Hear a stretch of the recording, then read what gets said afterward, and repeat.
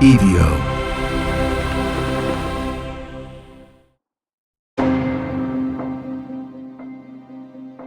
A warning. This episode contains disturbing content. Listener discretion is advised. Welcome back to Criminal Mischief with Carolyn and Brandon. You're listening to episode 157, Fear. Our homes. They're supposed to be our safe spaces.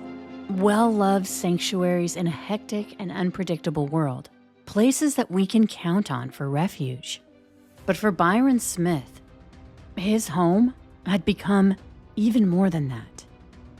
Because after traveling the world for more than 2 decades as a State Department employee, he'd lived in Bangkok, Moscow, Cairo, Beijing. And while all of those places may sound exotic and super fun, he also dreamed of the simple life and his family's little piece of heaven.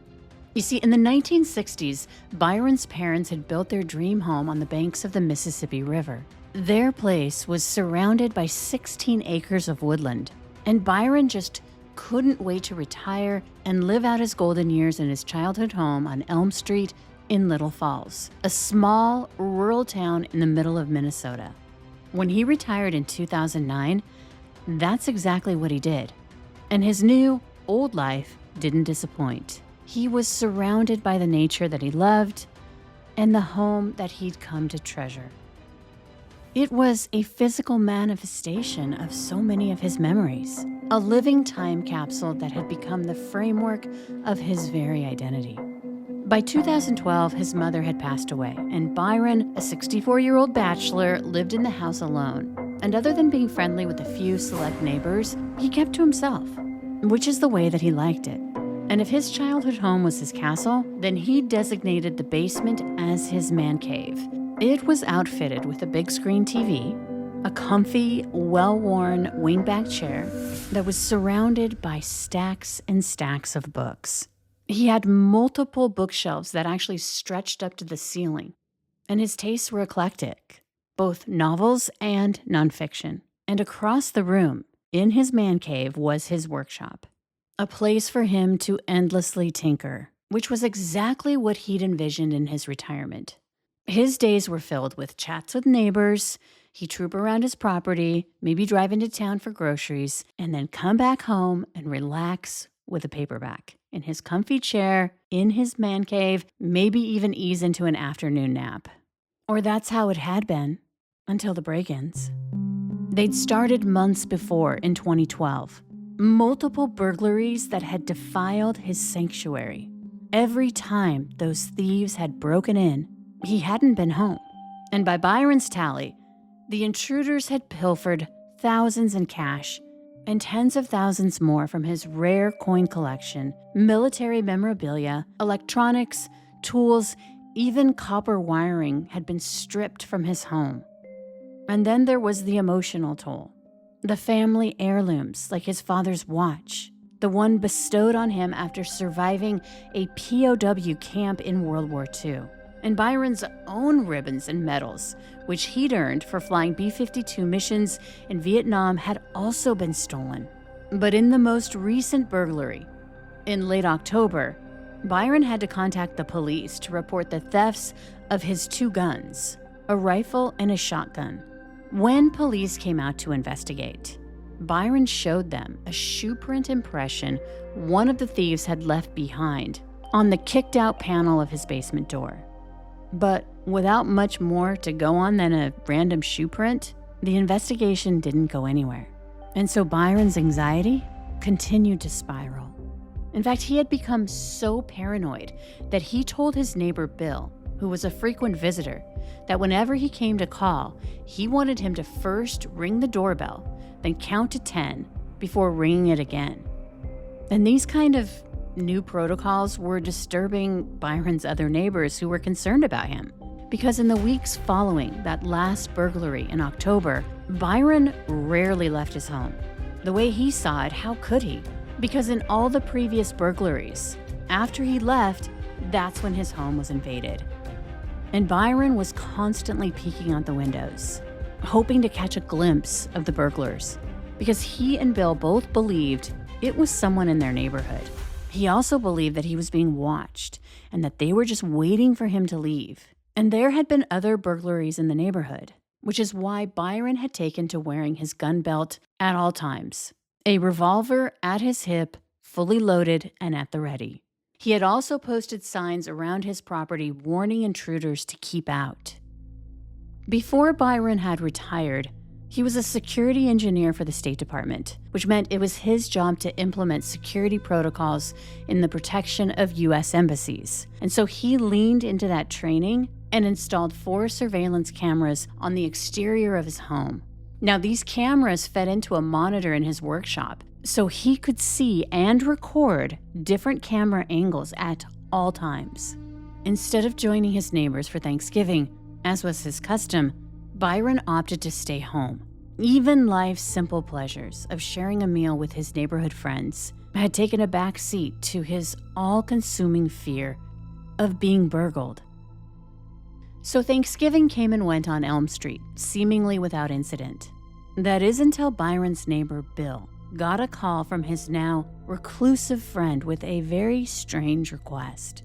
It was around 11:30 a.m. that Friday after Thanksgiving when Byron called Bill saying he had a problem and that he would appreciate it if Bill could contact a lawyer for him and get them to come over to his house that day. Unfortunately, because it was a holiday weekend, most law firms were closed.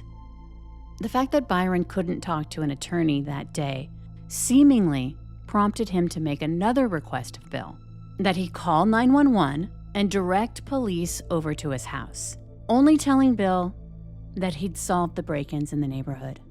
When sheriff's deputies arrived at Byron's house, he immediately came out with his hands raised above his head. He then asked the deputies to follow him inside his house, that he had something to tell them. Once inside, he brought them to his bedroom, where he showed them a shattered window with glass shards scattered all over the floor. And that's when he explained that he'd been the victim of multiple burglaries over the past few months, and that his worst fears had come true. The burglars had struck again. Then he told the deputies he needed to show them something in the basement. The deputies followed Byron down a set of steep stairs, and it was then that the sergeant observed some blood on the carpet. He had also noted that Byron had what appeared to be blood on his jacket, pants, and shoes. There was also a small streak of blood on the wall. And this is when things kind of turned, because the officers had been called out under the auspices that this was a burglary. But that's when Byron told investigators that he'd shot and killed 2 intruders. So the first question, where were the bodies? Byron calmly replied, "Follow me." Just a few steps away, he opened the door to his workshop, and there, in a gruesome pile, were the bodies of 2 people wrapped in a plastic tarp. Underneath the tarp were the bullet-ridden bodies of 2 teenagers, 17-year-old Nick Brady and his 18-year-old cousin Haley Kiefer. Both were still in high school. Now, in Minnesota, they have what's referred to as the Castle Doctrine, a stand-your-ground law, which gives you the right to use deadly force on an intruder if you reasonably believe it is necessary to prevent bodily harm or the commission of a felony. However, the law doesn't allow you to continue to shoot someone after that threat is gone, and it states that you have to call law enforcement and also render aid.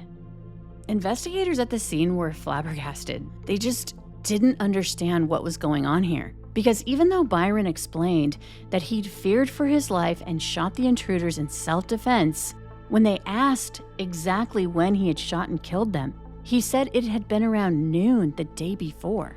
And when they asked why he'd waited 24 hours to call the police, his response was bizarre. He said, "Just because my Thanksgiving was ruined, I didn't want to wreck yours."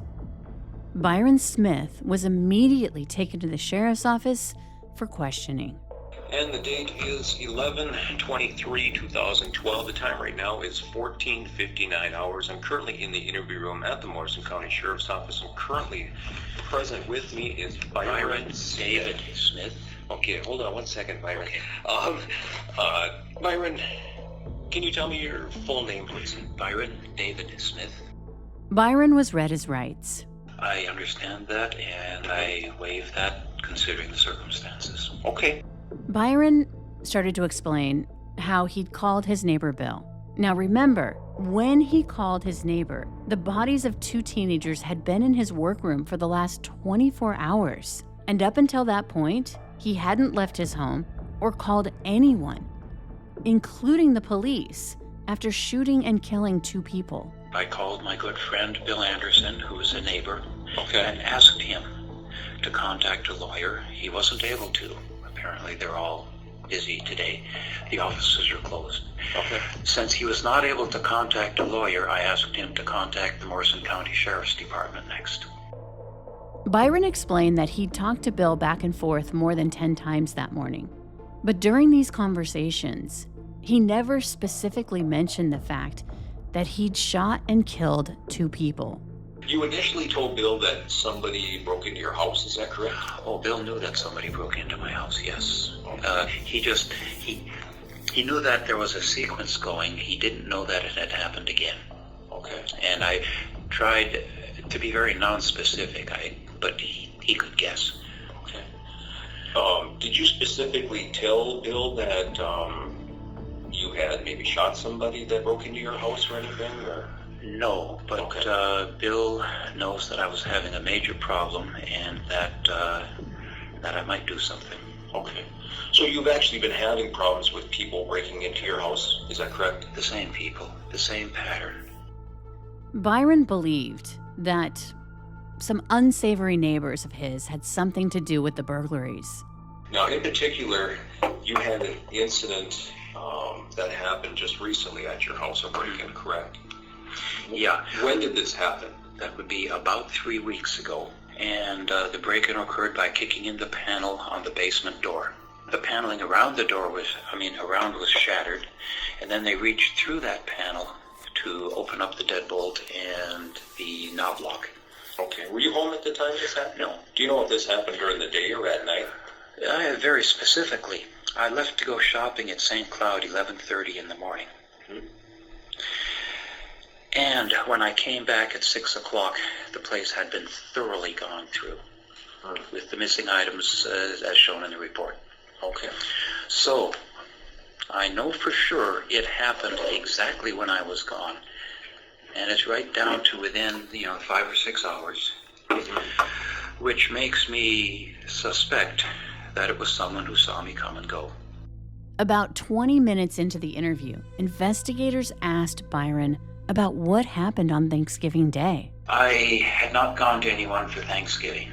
I am somewhat uncomfortable with other people's family holidays. Some people enjoy it and it helps them feel home-like. I feel like a little out of place. It's not the kind of social thing I do. Okay. So I was staying at home, and just because there wasn't anything big happening, I was in the basement in my favorite reading chair reading a paperback. Was this on Thanksgiving Day? Is that what you're saying? Yeah, Okay. this would have been about 12 o'clock. The exact time on the videotape. On the DVR. So, I'm sorry, 12 o'clock noon Yes. on Thanksgiving Day, which was yesterday, correct? Okay, on Thursday. Byron described that his home was very quiet that day and that he was reading a paperback in his favorite chair in the basement. I hear someone rattling the upstairs door by the garage where everybody comes and goes. This is wrong. You shouldn't be rattling doorknobs without at least ringing the doorbell first. So I set down the book and I'm paying attention. And the chair's between the bookshelves. And I see a shadow go past the picture window. Then somebody's rattling the basement door trying to get in. But it also is locked and deadbolted. And then I see the shadow in front of the picture window for maybe half a minute or a minute, like they're trying to see what they can see inside. Okay, this is getting unhappy. And then the shadow leaves and I hear somebody walking across the deck. It's got the wooden planks so you can hear people walk on it. And then somebody was rattling the upstairs door. And I'm getting seriously stressed because somebody wants in and they're trying to sneak in, and it's happened before. So I'm sitting there hoping they go away. It's about a minute of silence, and I hear a glass window broken.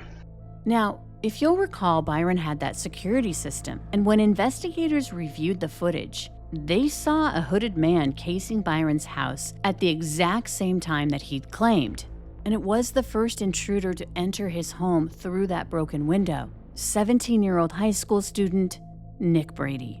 So I'm sitting in the chair. Now, for the past month, my life has been very unhappy. I haven't slept very well. In fact, I'm lucky to get one good night of sleep a month. And I'm keeping everything locked up all the time because I'm being victimized again and again and again. In the past couple of weeks, I've gotten into the habit of carrying my guns with me inside my house because I don't know who's going to break in when. So I'm sitting there and I hear the steps come down the hallway, turn around and come down the stairs. These are people who've stolen my guns. I figure they're willing to use guns if they steal guns.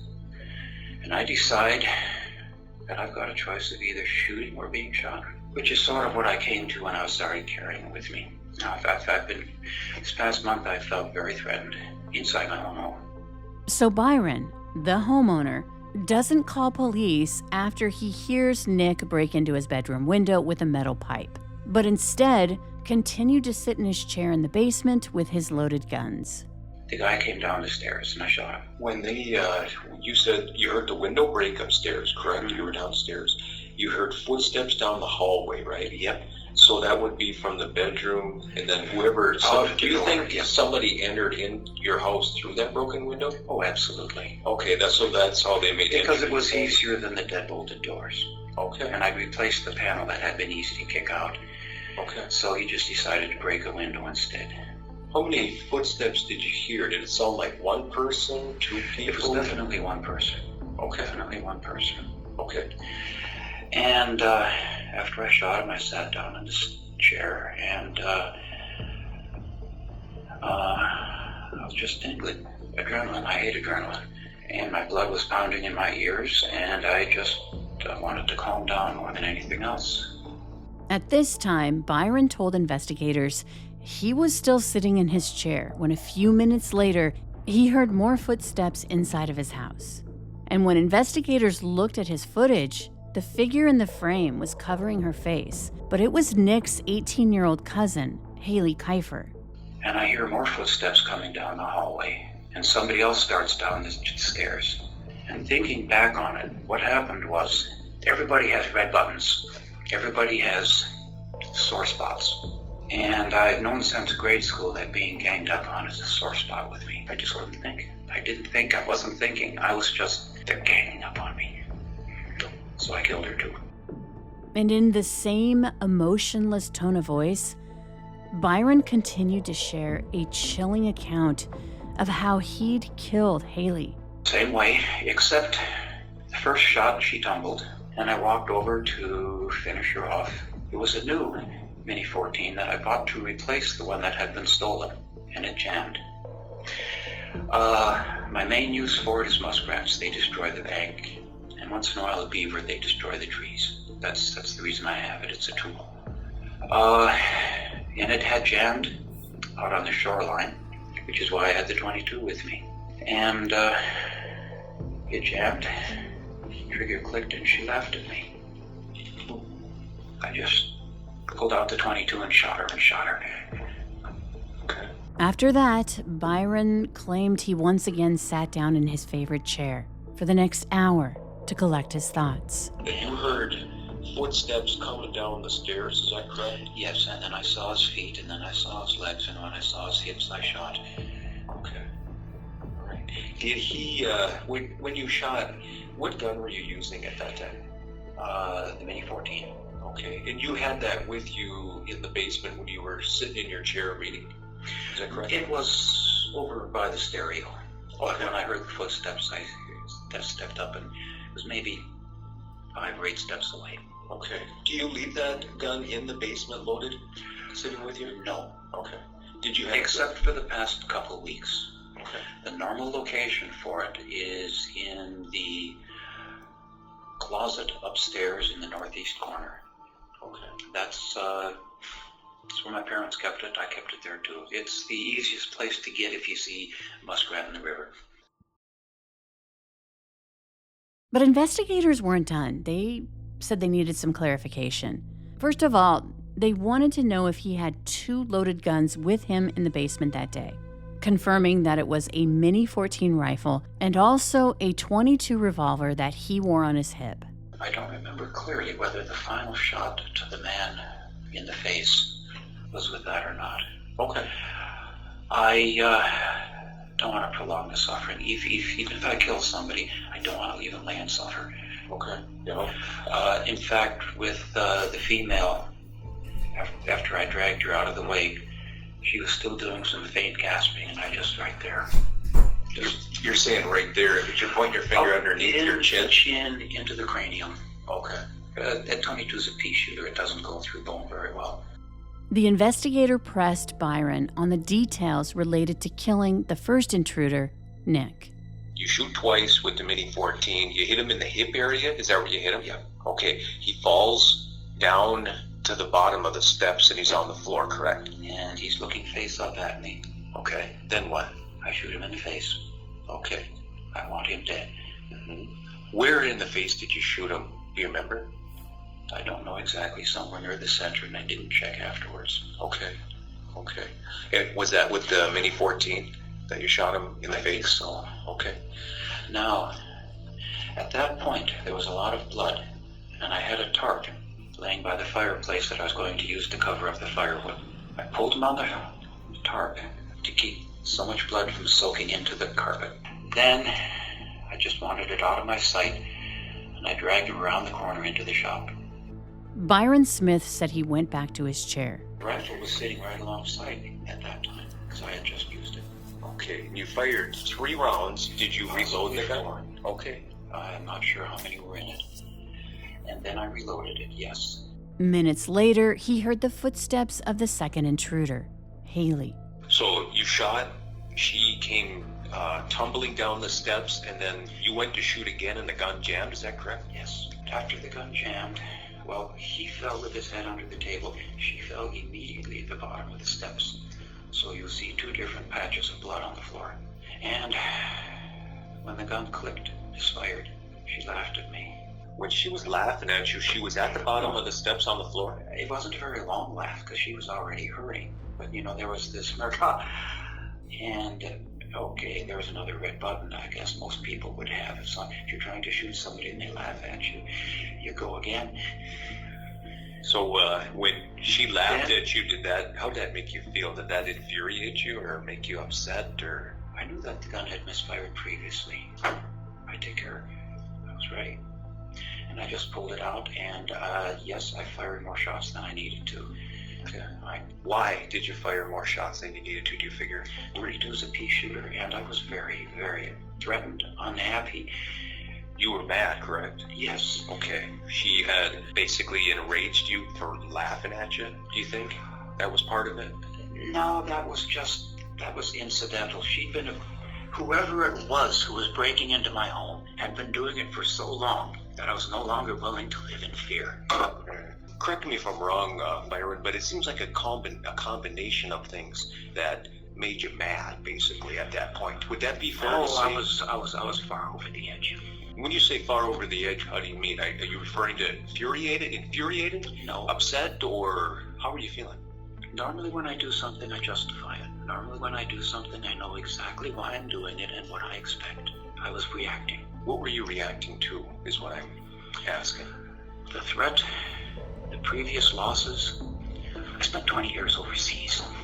A couple years in Bangkok, several years in Cairo, several years in nasty sub-Saharan Africa, 3 years in Moscow, 3 years in Beijing. Did you ever have to kill anyone before, Byron? No. Okay. I was never even threatened.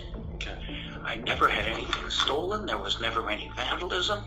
20 years overseas, not one problem. And I retired to my peaceful hometown. But the way Byron Smith described killing the first intruder, Nick, was different than how he described killing Haley after she came down the stairs. Where were you aiming? Probably at her heart. And then she stopped moving. Did the gun go off when you were aiming at her heart? Yes. Maybe the chest area. Well, I wasn't aiming that accurately. Guess there were about 4 shots. With the 22 you're saying? With the 22, yes. Okay. And she stopped moving. So I grabbed her by the clothing and dragged her over onto the tarp that was in the shop. That's where I left her. When you shot her, you said 4 times. One was in the chest. Where were the other 3 rounds? Do you know? I would assume they were nearby. Near the chest, in the chest area, or in the upper chest. Okay. Did you shoot her in the facial area or head area at all? Do you know? After she was on the tarp, she was still gasping. And as much as I hate someone, I don't believe they deserve pain. So I gave her a cheap shot under the chin up into the cranium. Was she still at the bottom of the stairwell when No, that happened? That was over in the shop. Oh, that was in the shop. Yeah. I thought she was dead, and it turned out she wasn't.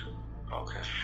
So I did a good, clean finishing shot. She gave out the death twitch. First time I've ever seen it in a human, but it works the same in beaver, deer, and whatever. Now, this was a very important question. As you recall, the stand your ground law allows a homeowner to shoot with deadly force if they feel that their life is in danger. But the law doesn't allow you to shoot someone after that threat has been neutralized. Further, the law states that you have to call law enforcement and you have to render aid if the person is no longer a threat and needs medical attention. Basically didn't have anything in her hands per se as far as anything I wasn't goes. looking at her hands. Okay. I wasn't looking at any of the details. But she's laying there, correct? Yes. Okay. And obviously you had hit her, so she's hurt, correct? Yes. Okay. Well, I didn't know how well I'd hit her. I mean, she was still laying there looking at me. She could have gotten up again for all I know. My question, Byron, is why did you shoot again? She didn't have a weapon in her hand. She wasn't. Actually, I don't know if she had a weapon in her hand until later. Okay. I wasn't looking at her hands. But she was laying there, hurt. She wasn't threatening you. I'm just asking. I thought she was threatening me. Okay. Explain that to me. I assumed she had a gun, either inside something or in the purse or in her hand or whatever. And I'm not going to wait for her to. Not going to ask her if she has a gun. Right. Understandable.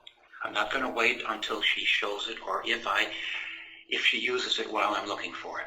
I had already determined that both of them, I knew they were both gun thieves. As far as I was concerned, they were totally dangerous. Byron continued in his descriptions to show a particular brand of vitriol for Haley. What was she wearing? Do you recall what she was wearing? Yeah. What was she wearing? That was memorable. Tight black sweatshirt that said hard candy. When I saw that, I said, yeah, you're hard. After he'd killed both Nick and Haley, Byron claimed he continued to sit and wait because he fully expected another intruder. Dragged him in on the tarp. Yes. And then she came down later, and I dragged her onto the tarp afterwards. Okay, yep. That was mostly just to minimize the amount of blood in the carpet, but I'm going to replace the carpet anyway. Okay. And then you drug her back in right by him, is that correct? The male Yes. partner? Okay. And shut the door so I didn't have to see him. And that's where they both that's where were at when we came to your house and you pointed out to us, showed us that's where they were, correct? Yeah. Okay. The only thing that I did about an hour later, put my fingers to the vein to see if it was pulsing. It wasn't. On who? I just, sitting there in the chair. Okay, I don't want to do it, but I got to check. You were checking to see if what? If they were still alive. Okay. The things that run through your mind when you're sitting there afterwards. Mm-hmm. I have to ask, Byron, after the shooting and it's done, why didn't you call law enforcement to report what happened? For the first couple hours, I was just shaking. And I gradually shifted into worrying about another accomplice. I mean, I was pretty much afraid to do anything. An hour later, I had this screwball thought that seems sort of irrational now, but just because my Thanksgiving screwed up, I don't need to screw up yours. Okay. Is that kind of why you didn't call law enforcement? That was a part of it. And I was also sitting there thinking, it's all over. It's not going to change. I can wait till tomorrow in the daylight. I might be thinking more clearly. I saw it as a static situation. Sure. Okay. But it would never be okay. Not for the two teenagers who had been mercilessly shot and killed, or for Byron Smith, who was arrested that day on 2 counts of manslaughter. But he wouldn't be in jail for long. Pretty quickly, he was released on bond. Meantime, word spread about the retiree who had shot and killed 2 teenagers who had broken into his home. According to him, he had feared for his life and had no choice but to shoot them in self-defense. The killings divided the town. In the court of public opinion, folks gossiping, it became common knowledge that Nick had done yard work for Byron in the past. It was also circulated that Brian had videotape footage showing both Nick and Haley on his surveillance cameras breaking into his home. And investigators learned that Nick had broken into Byron's home before, that he and an accomplice had stolen thousands of dollars in cash, Byron's family heirlooms, and his 2 guns. They also had discovered Nick's car parked near Byron's house, and inside his vehicle, they recovered items stolen from another house. But there were also other things that weren't adding up. For starters, Haley and Nick were unarmed. And Byron Smith's interview, where he callously described shooting them multiple times because, according to him, they pushed his buttons and he felt ganged up on, he had even said that both Nick and Haley had been incapacitated and on the ground when he shot them in the face. And why didn't Byron call the police right away? And why did he move the bodies? And why did he show almost no emotion during that interview? And the way he talked about killing them. Whatever the law said, according to the prosecution, he'd way overstepped it. Many believed his actions weren't those of a terrified homeowner, but of a cold-blooded killer. And ultimately, a grand jury would agree. 5 months after Byron Smith shot and killed Nick and Haley, he was indicted on 2 counts of first-degree premeditated murder. But it wasn't until Byron's trial that the prosecution presented evidence that no one saw coming.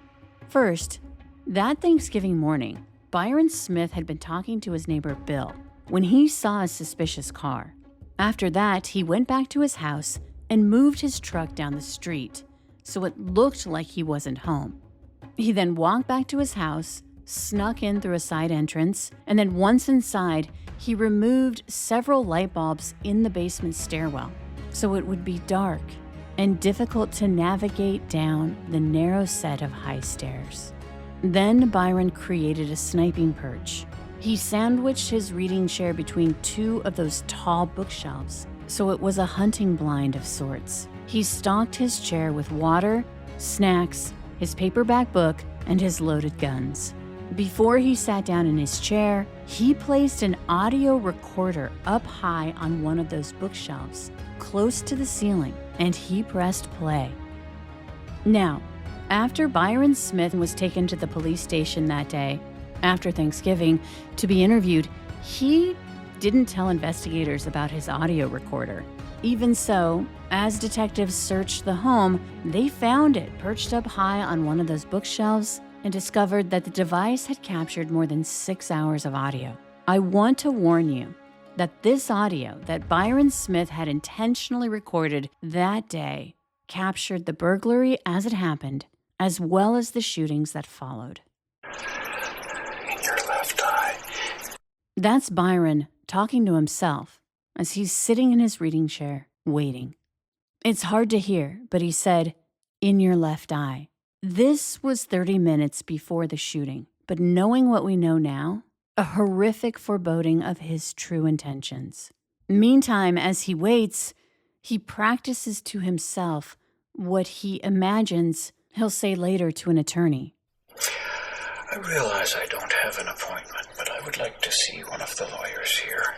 Looking at his security monitor across the room in his workshop, he sees at 12:33 what we all know now is 17-year-old Nick approaching Byron's home.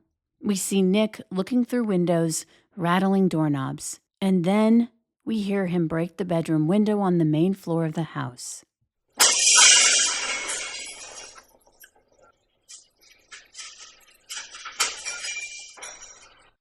We can hear Nick inside, his footsteps on the main floor.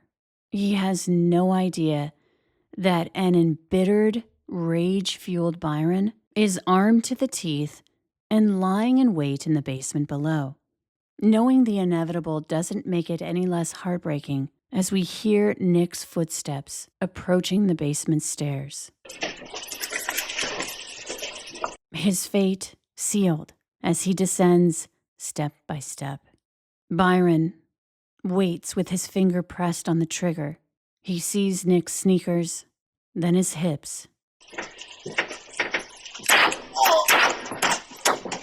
Byron had fired a round into Nick's chest and then another. The force knocks him down the stairs. His sneakers, black high tops with yellow Nike swooshes, fly off as he tumbled to the basement floor. He landed face up, helpless, as the hovering Byron stood over him and pulled the trigger for a third time, a shot that pierces through Nick's hand and into the side of his head. You're dead. Byron grabbed a tarp and methodically spread it out on the floor. Then he loaded Nick's body onto it.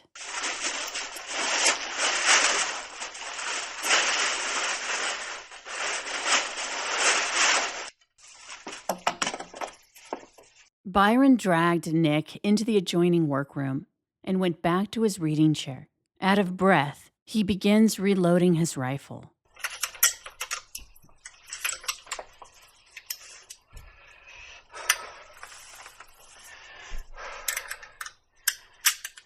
About 8 minutes after Byron shot and killed Nick, Haley Kiefer would be visible on his security screen. She goes to the window that her cousin had busted through, and we hear her footsteps. Haley quietly called out, "Nick." Hearing no response, at the top of the basement stairs, she slowly descends, just as Nick had done less than 10 minutes before. She cautiously called out for Nick. Again. Nick. Byron sitting silently in his easy chair blind when he sees Haley's feet and then her hips. He fires.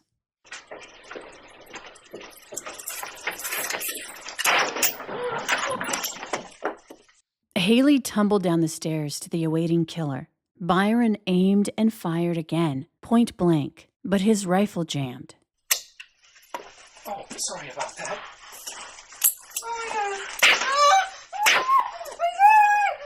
You're dying. Bitch. Haley had said, "Oh my God," and Byron pulled out his revolver from his hip and shot her. As Haley is screaming, Byron shot her a third and a fourth time, then callously said, "You're dying." As Haley lay there screaming, he shot her a fifth time. Byron then dragged Haley into his workshop, but after he placed her body onto the tarp, that's when he realized she wasn't dead, and then he shot her for the sixth time. I'm safe now.